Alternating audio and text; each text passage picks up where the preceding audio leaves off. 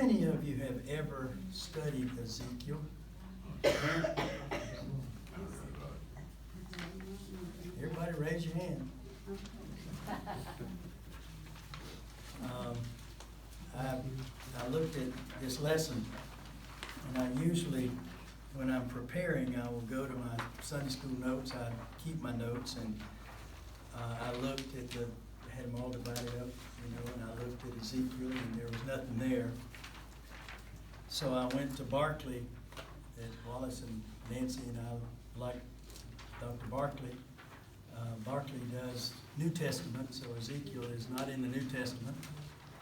And then I go to Herschel Hobbs, who is awfully good, and Hobbs didn't have anything. You can't hear me on the front row? I can hear you, but it's the Okay. phone. All right.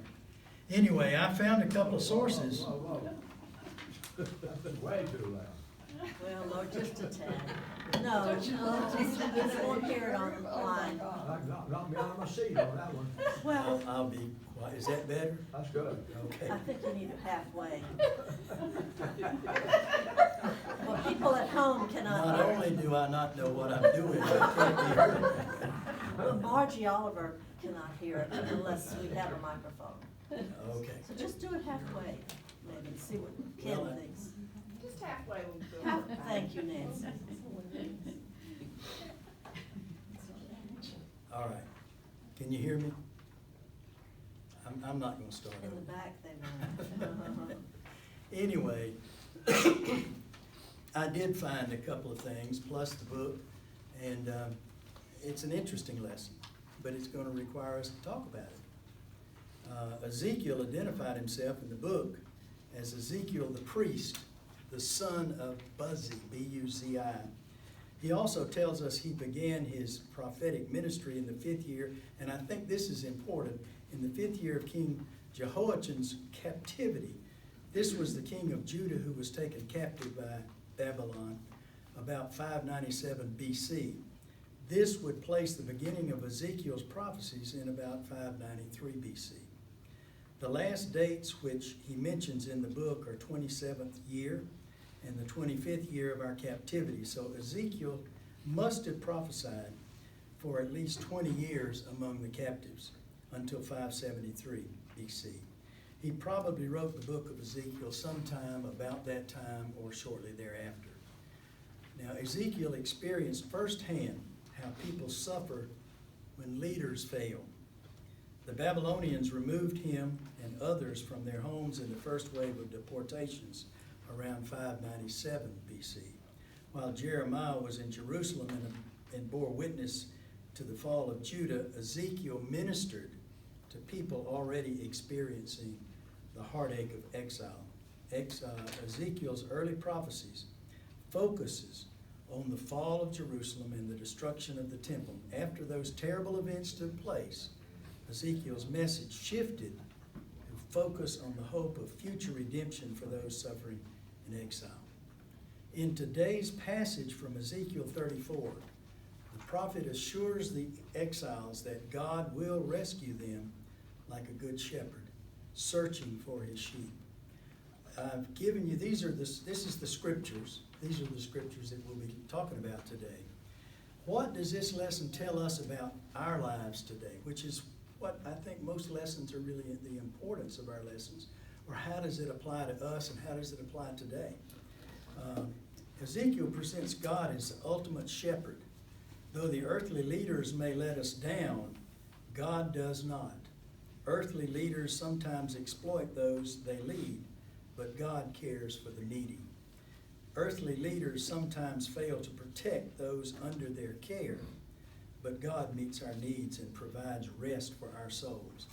And so this passage comes from Ezekiel, criticizes Israel's leaders for failing to care for the people. Now let's all look at the ways God will provide for Israel. And that's the reason I handed these out. Number one, I myself will search for my sheep and look after them. Number two, so will I look after my sheep. I will rescue them from all the places where they were scattered on a day of clouds and darkness. Number 4, I will bring them out from the nations and gather them from the countries. Number 5, I will bring them into their own land. 6, I will pasture them in the mountains of Israel and the ravines and all the settlements in the land. And number 7, I will tend them in a good pasture, and the mountain heights of Israel will be their grazing land. I myself will tend my sheep and have them lie down, declared the sovereign Lord. I will search for the lost and bring back the strays. Number 10, I will bind up the injured and strengthen the weak. But he also said, but the sleek and strong I will destroy.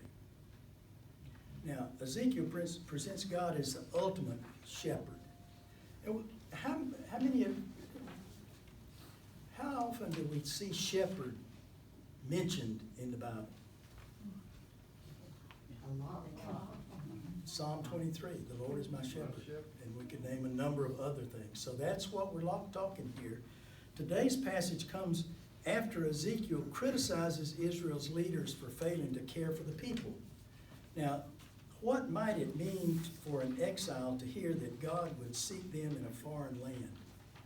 What would that mean, that somebody is going to seek you out, that they were exiles? He'll be with them. He'll be with them. That's right. And that's one of the good things that we see here about what Ezekiel is talking about. What might God have meant by promising them good pasture in which to eat? What were they going through? Tough times. They had been exiled. Yeah. They were taken away from everything they knew. And primarily it was the upper class, so as soon as they'd left everything, or much of what they had. What about us? I'm not talking about us going hungry, because I don't think any of us are hungry. Have we ever been in a situation where we felt like we were just out there by ourselves? Well, I have. I've had to make some decisions about what I was going to do, from the law practice to the mediation practice to the court and all of that.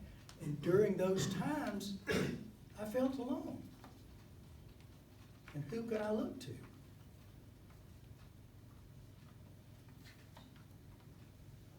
Have any of you ever faced that? Yes. You don't have to tell me about the thing. But I think missionaries do.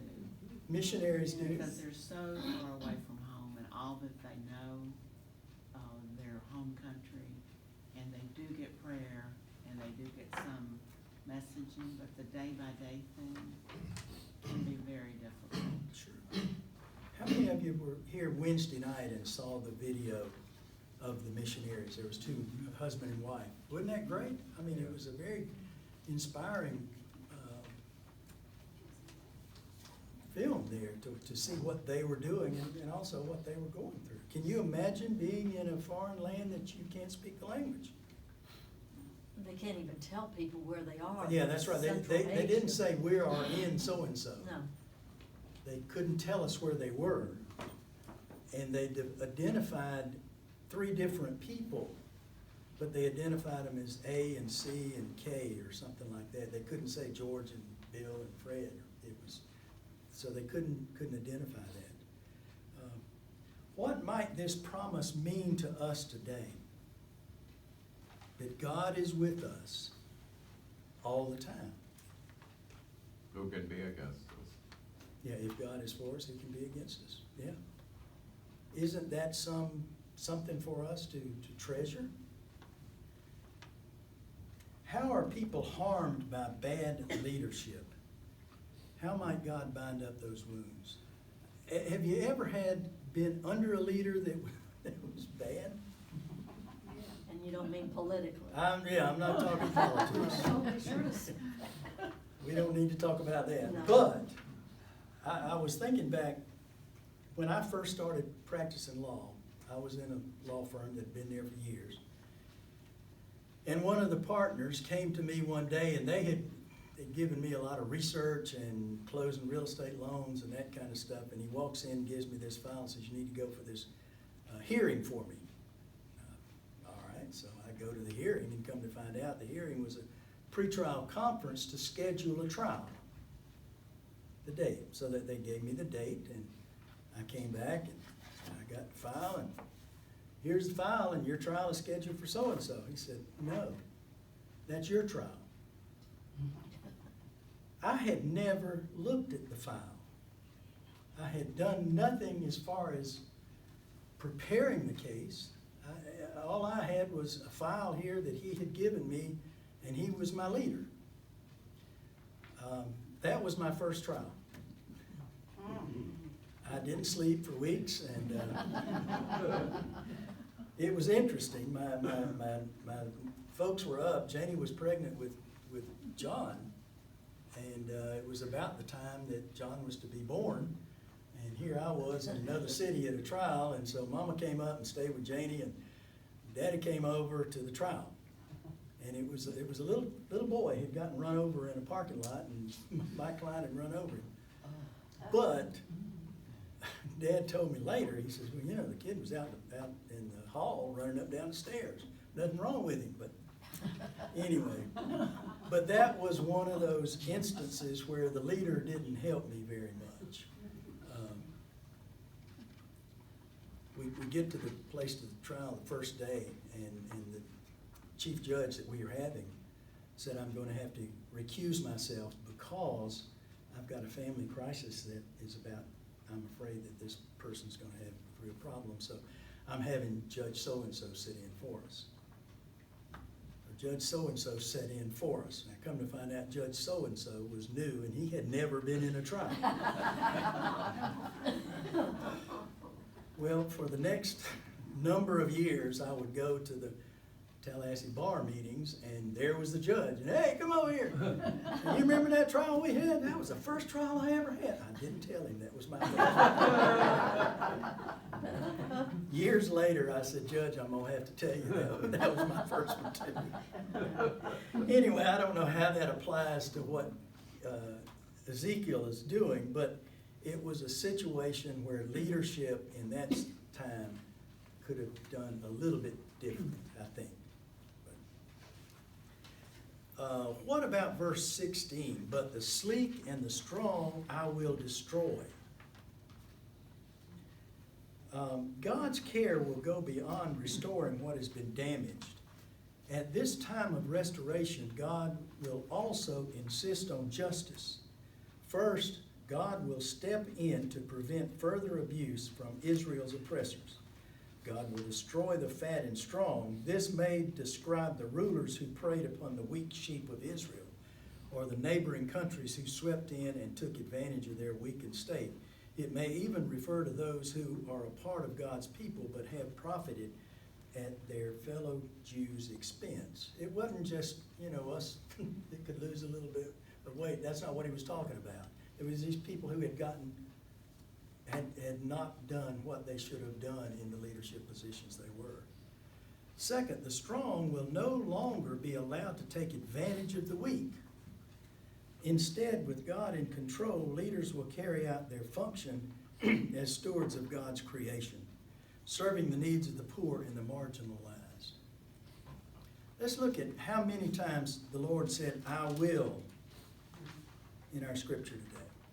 Number one, how many times does God say, I will do something? 11.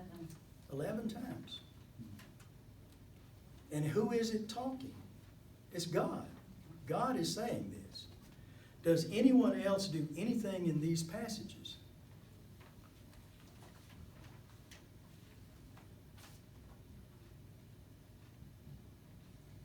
They really don't. They No. just acquiesce to whatever we assume they acquiesce to it. To what he said? Yeah, then he goes along with what he says. So this is God speaking. It's interesting. We've got these verses here, and it is I will, and I will is God saying that. Why do you think this passage emphasizes God's actions?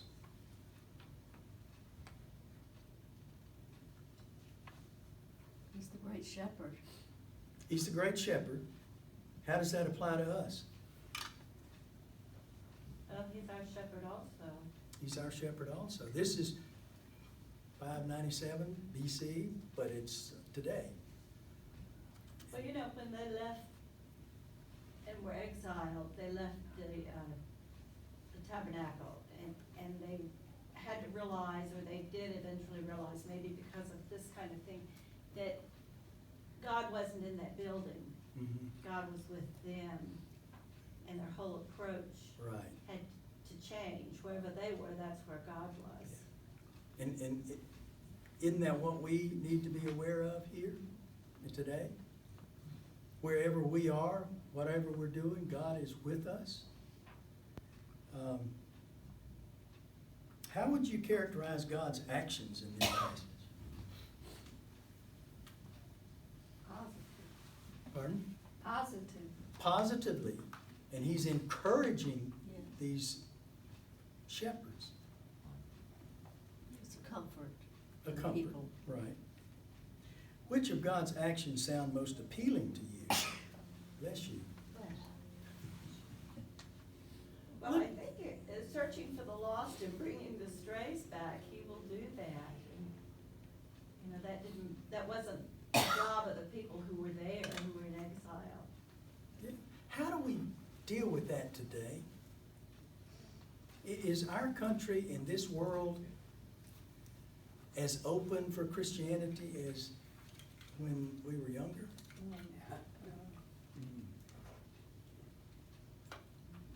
It's a joke to most people. Is that something we need to be concerned about? Yeah. Yeah. What can we do about it? Right. Pray. But what else can we do? Reach out to our neighbors. We can reach out to our neighbors. Mhm. We can be involved, can't we? Be an example everywhere we go in our daily life. Yeah, how many times have you been with someone and all of a sudden it came up? Last week I was at this rehab place and the little lady that was working with me, and I don't even remember, I think I asked her what she was gonna do that weekend or something, she said, well, I'm going to a wedding. And I said, you know, where? And she's told me, she said, it's my so-and-so, and we've been together since we were in college, Christian organization. She used to be in a Baptist church before she was in college. She's still going through this. But it was a conversation that came up on I had seen her for several weeks. She asked what you were gonna do this weekend. Oh, yeah, she said, what are you gonna do this weekend? Or what are you gonna do this afternoon? And I said, I'm gonna work on a Sunday school lesson. And that started it, the conversation. So how many times have you ever seen that happen? I mean, it was interesting to me because she then told me about what she was doing and how she had been involved in church since she was a little girl. It just was an opportunity that came up. You know, I went up with my garden club up to Tate, Georgia, but I was in a car with 3 other ladies, and immediately, somehow or another, we were all discussing the church we went to. Yeah. And it was, I mean, you know, just in general, what they were doing and what was going on and the season, but it did, like you say, come up just almost immediately. Yeah. We were discussing that. I've got a friend, a real good friend, and I know I mentioned it before, but I said something one time about church. You know, I think I asked Ian, I said, you know, I wish you and your wife come go to our Sunday school class. Don't ever mention that to me again. Okay, I won't. Ever since then, when that conversation comes up, guess who brings it up? He does. He does. And we used to give each other Christmas gifts, and it was $5, and it was usually a joke gift or something. So one year I said, I'm gonna take a chance. And I bought him a good Bible. And I said, Earl, I don't know what this is gonna do to our friendship, but I want you to have this. And so I gave it to him. Ever since that time, while we were still down in Tallahassee, you know, your book, I saw something on television the other day, and I looked up your book about it, you know. It was- Jeopardy or something. I think I helped him on Jeopardy. I don't know. I don't know if it did any good on anything else. What stands out to you as God's activity? What kind of caretaker is God? Well, everything he mentions is stuff that I think, I don't know, but I think a good shepherd would do for their sheep. Yes. You know, pastures and water and protection and on, the kinds of things they would do. He's taking care of his, have you ever thought of yourself as a sheep?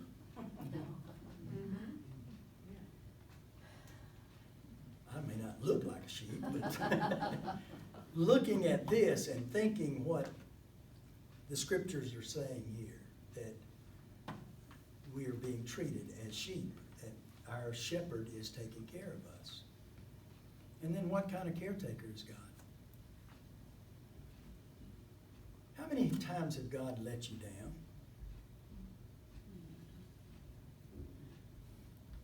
Maybe you should say, how many times do we think God has let us down? How many times do you think? But we Well, find out yeah. no. What about those times that you think God let you down, and then what happened later? You look back and see that You look back. That's right. That's right. his answer was better than what you had asked for. Absolutely. You prayed for something and you just knew that was what needed to be done, and God helped me to get it, and he doesn't do it. And then maybe years later, you see where that was changed. Sometimes the best answer to our prayers may be God's no. Yes. What did she say? She said sometimes the best answer to our prayers from God is no.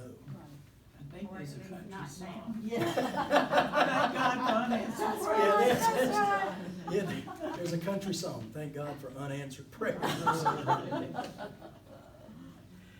Oh. How does God's leadership contrast with that of many earthly leaders? Who is God interested in as he's leading us? What's best for us? Pardon? He's not trying to gain anything. He is interested in us, right? And some leaders aren't. But we can always be assured that that's what God is interested in. It's the interest of us. How does God's leadership contrast with that of many earthly leaders? Let's don't talk politics, Well, but you've dealt with leaders before.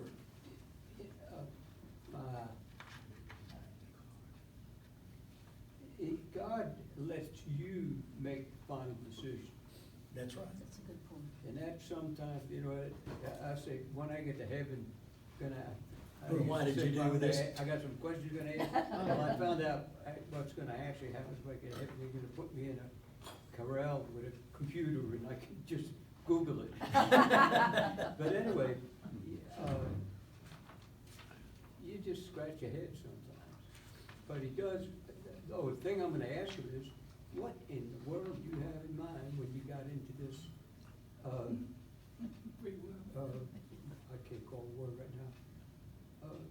Right, the people have the right to Well, make free their will. own decisions. Yeah.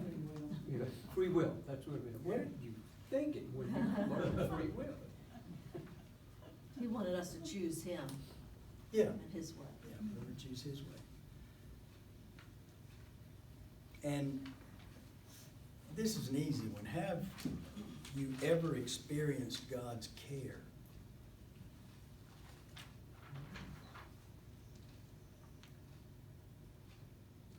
It's got When it. you go seeking it, Pardon?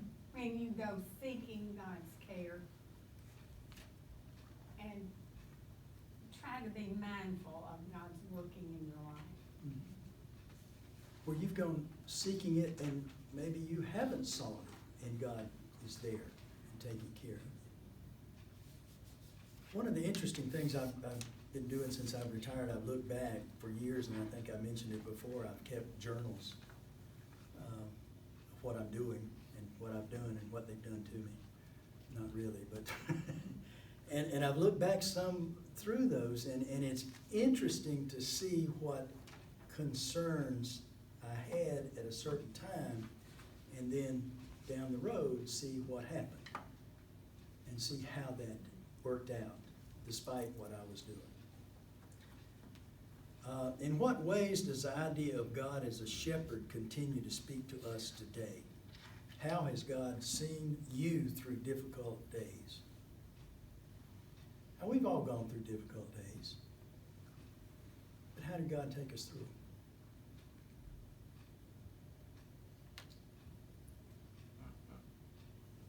He was One day there. at a time. One day at a time, sometimes 1 hour at a time. But he was there. Well, through other people too, like when you go through an illness of your spouse and, or anyone that is close to you, the friends that help you that are other Christians, that's a big, big help, Yes. you know. So I think God sends those God people sends into someone your to, life, yeah, you know, to help you. right. That's a good point, yes. Anybody else? Have you ever doubted God's provision?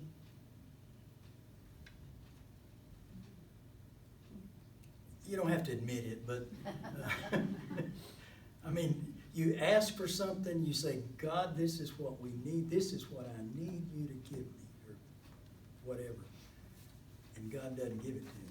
Well, I can't help but think of Lauren Grace, and she believed so strongly in a miracle for Ross, and it didn't happen, and she was very upset with me, because she said, Nana, you know, like he was already gone, they were keeping him alive for Yeah. his, and she was very angry with me, because I said something to the effect that, you know, he was gone. No. And she said, Nana, don't you remember Lazarus? I mean, she was angry. And, but I look back, of course, I talked about her a lot, but I do admire her. And, you know, when she was 17, she went to Africa by herself, got on a plane. I thought Carol was crazy to let her go. She had met someone in college whose parents were missionaries. And I said, you know, I can't imagine that you went over there by yourself. She got there, all the kids were gone because it was a weekend, so somebody showed her to a room with a potty on the floor, you know, and everything. And she said, Nana, I was never afraid. So I knew that was a God thing to her, you know? So, Well, so many times, we don't see what's happening until later. you know.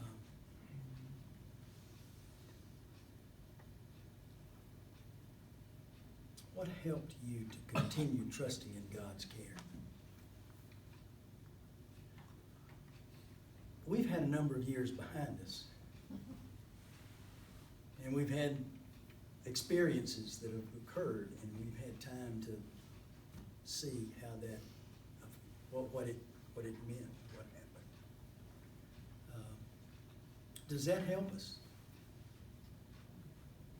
See what God Doesn't it has help? We done. see what God has done. And I keep thinking back on some things that we've gone through. And think, what in the world? How can this happen? And what are we gonna do? And then all of a sudden, things have opened up.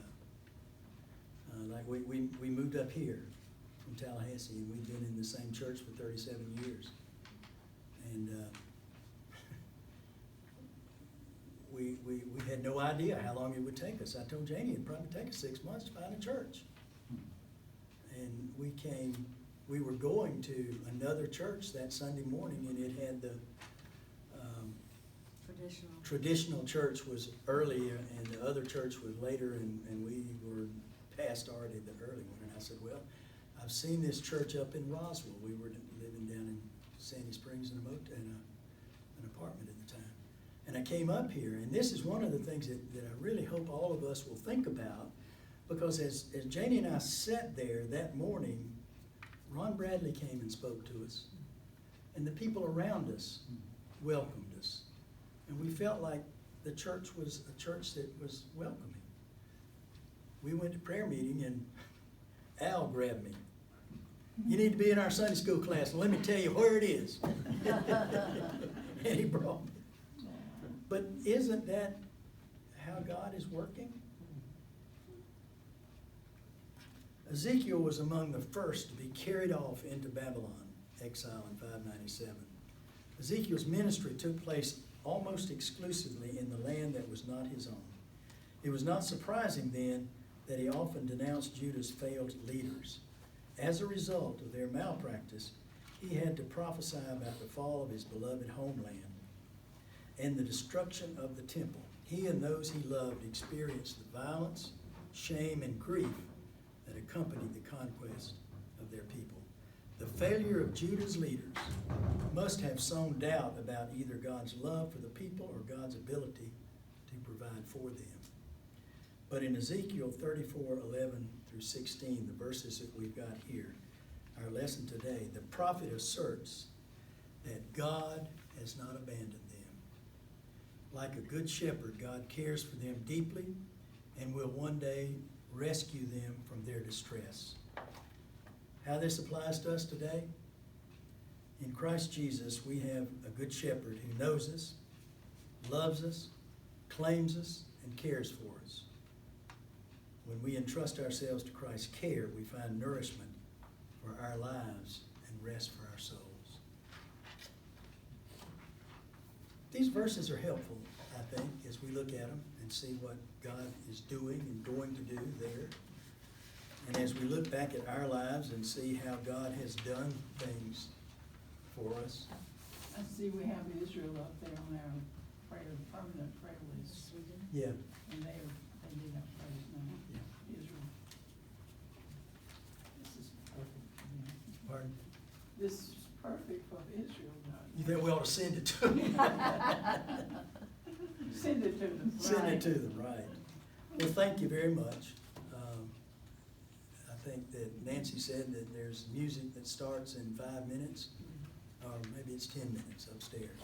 So we will have Sunday school next Sunday, The 19th. the 19th. Nancy will be teaching next week, and then we will not have Sunday school on the 26th. So we've got one more class before the end of the year. And then we will have Sunday school on the 2nd of January. And I've mentioned to the class across the street, across the hall, that they were welcome to come to us because they don't have a teacher that Sunday. So, any other prayer requests or anything we need to discuss? Well, thank you very much. Let's close with prayer. Father, I thank you so much for what you have meant to me and what you have meant to us as a class and to Christians that follow you today. We just ask you to always be with us, always guide us, and let us always look to you